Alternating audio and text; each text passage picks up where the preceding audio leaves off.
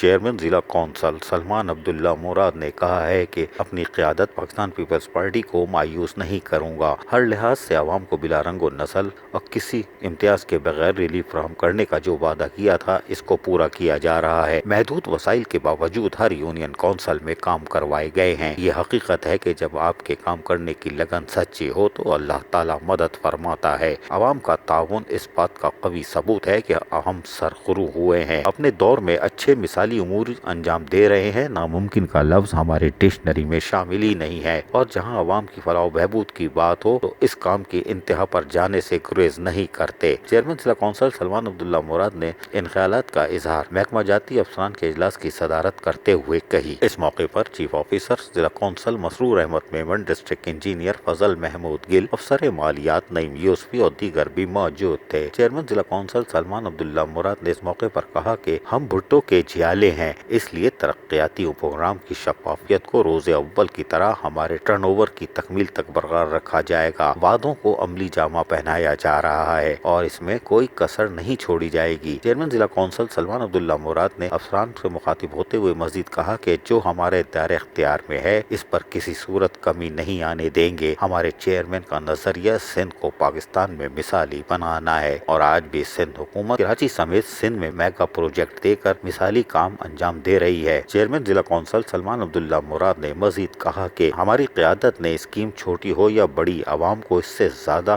Relief ملنا چاہیے، یہ امیدیں لگائی تھی، اور یہی وجہ ہے کہ ہم دور دراز علاقوں میں بھی عوام کو ریلیف دینے کے لیے کاموں کو انجام دے رہے ہیں۔ لیکن اسکیم چھوٹی ہو یا بڑی، عوام کو ریلیف ملنا چاہیے، یہ ہماری ترجیح ہے۔ اس لیے تمام انجینئرز رفتار کے ساتھ ساتھ معیار کا بھی خصوصی بنیادوں پر خیال رکھیں۔ غفلت کی مرتکب کمپنی کو ہمیشہ کے لیے بلیک لسٹ کر دیا جائے گا۔ عوام کو ان کی ضرورت کے عین مطابق سہولیات کی فراہمی کے لیے پرعزم ہے۔ ایسا طریقہ کار اپنایا ہے جس میں کام بہتر اور جدید انداز میں مکمل ہو رہے ہیں، ہر مسائل کو حل کرنے کی بھرپور صلاحیت رکھتے ہیں۔ ضلع کونسل کی موجودہ صورتحال اس بات کا زندہ جاوید ثبوت ہے۔ عزیز عارف، KBS بلدیاتی نیوز، کراچی۔